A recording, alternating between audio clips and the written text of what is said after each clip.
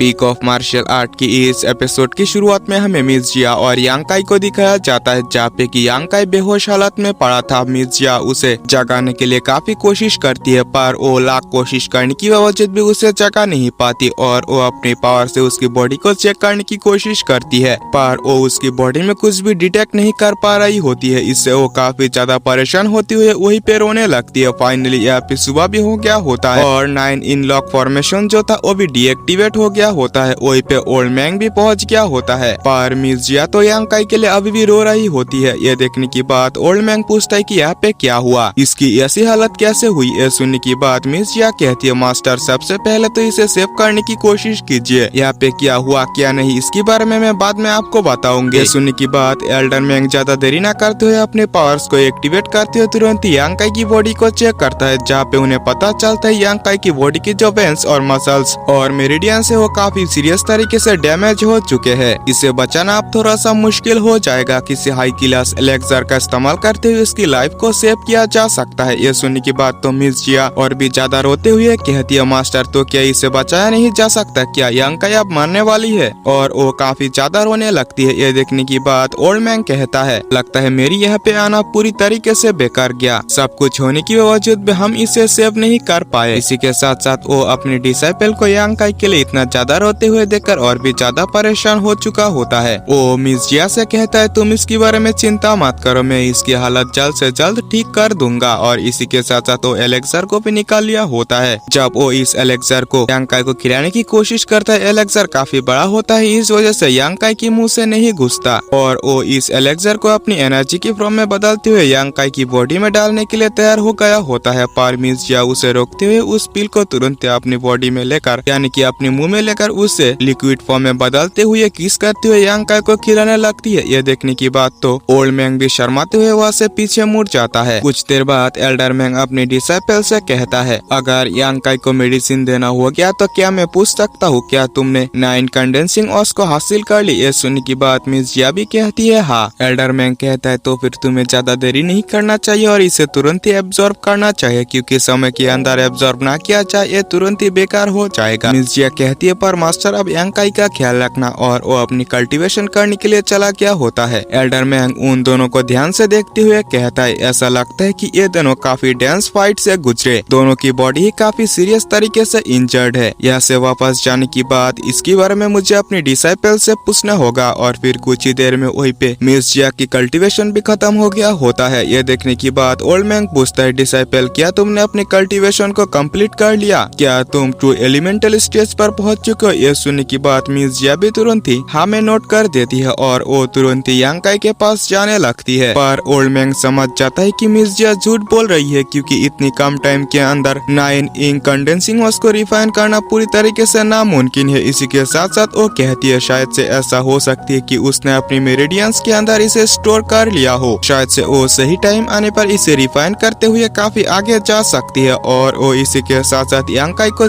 ध्यान से देखते हुए कहता है, इसकी बॉडी तो अभी तक पूरी तरीके से रिकवर नहीं हुआ, ना ही ये जगह, लगता है हमें सबसे पहले इसे हील करने के लिए इस जगह को छोड़ना चाहिए। और वो यांग काई के साथ वहाँ से जाने लगता है। अब यहाँ से सीन शिफ्ट होता है और हमें सेक्ट के अंदर मिस जिया के साथ साथ एल्डर मैंग को भी दिखाया जाता है, जहाँ पे कि एल्डर मैंग यांग काई को हील करने की कोशिश कर रहा था। मिस जिया कहती है, कई दिन हो गए, मास्टर अपनी एनर्जी का इस्तेमाल करते हुए यांग काई को हील करने की कोशिश कर रहा है, पर अभी तक यांग काई नहीं जगा। जल्दी उठो यांग काई, तुम्हें जल्द से जल्द उठना होगा। अब यहाँ से सीन शिफ्ट होता है और हमें यांग काई की स्पिरिचुअल वर्ल्ड के अंदर दिखाया जाता है। यहाँ पे होश आते ही यांग काई के सामने तुरंत ही गोल्डन स्केलेटन भी पहुंच गया होता है। यांग काई सोचता है, जब लास्ट टाइम मैंने अपनी गोल्डन बॉडी आर्ट का यूज किया था तब मुझे पता चला कि इस गोल्डन बॉडी आर्ट के अंदर और भी सीक्रेट्स मौजूद है, और वो इसके बारे में गोल्डन स्केलेटन से पूछने लगता है। इसी के साथ साथ वो गोल्डन स्केलेटन से कहता है, तुम मेरी बॉडी में पूरी तरीके से एब्जॉर्ब तो हो चुके हो और तुम मेरी बॉडी से पूरी तरीके से मिल चुके हो, पर अभी तक तुमने मेरी सामने यानी कि तुमने अपनी कंट्रोल मुझे पूरी तरीके से नहीं दिया। मैं चाहता हूँ कि तुम अपनी कंट्रोल पूरी तरीके से मेरी हवाले करो। ये सुनने की बात गोल्डन स्केलेटन कहता है, क्या तुम्हें लगता है कि मैं कोई ऐसी वैसी चीज हूँ। गोल्डन स्केलेटन की सक्सेसर बनना इतना ज्यादा भी आसान नहीं है। ये सुनने की बात यांग काई कहता है, तुम्हारी और मेरे बीच जो बैरियर था वो पूरी तरीके से खत्म हो चुका है। तुम हमेशा ही मुझे यानी कि मेरी स्ट्रेंथ को चेक करते रहते हो। अब तो पिछले फाइट के अंदर मेरी स्ट्रेंथ के बारे में तुम्हें पता चल ही चुका है, तो तुम्हें मुझे अपनी एज ए सक्सेसर चुन लेना चाहिए। ये सुनने के बाद गोल्डन स्केलेटन भी कहते हैं, हाँ ये बात तो सही है कि तुम काफी ज्यादा स्ट्रॉन्ग होने के साथ साथ कभी भी हार मानते नहीं। तुम्हारी विल पावर तो काफी स्ट्रॉन्ग है, इसलिए मैं अपने आप को तुम्हारी हवाले करूंगा, पर ये परमानेंटली नहीं होगा, टेम्पररी होगा। और वो तुरंत अपनी पावर्स को यांकाई की बॉडी में डालने लगता है, जिसकी वजह से यांकाई की बॉडी काफी ज्यादा स्ट्रॉन्ग होते जा रहा था। इसी के साथ साथ गोल्डन स्केलेटन कहता है, तुम्हारी इस मार्शल आर्ट की जर्नी काफी आगे तक जाएगा, तुम्हें आगे बढ़ना होगा। और यांकाई गोल्डन स्केलेटन को अपने अंदर पूरी तरीके से अब्सॉर्ब कर लिया होता है। इसी के साथ साथ उसकी जो कल्टीवेशन होता है वो ओपन एलिमेंटल स्टेज की 7th लेवल पर पहुंच चुका होता है। इससे वो काफी खुश हो गया था, लेकिन अचानक से उसकी स्पिरिचुअल के अंदर काफी ज्यादा मूवमेंट होने लगता है। इसी के साथ साथ उसके अंदर से जो 9 कंडेंसिंग ऑस की हाफ हिस्सा था वो भी बाहर आ गया होता है। इसे देखने की बात यांकाई कहता है, ये 9 कंडेंसिंग ऑस की हाफ हिस्सा है जो कि मैंने एक्सीडेंटली एब्जॉर्ब कर लिया था,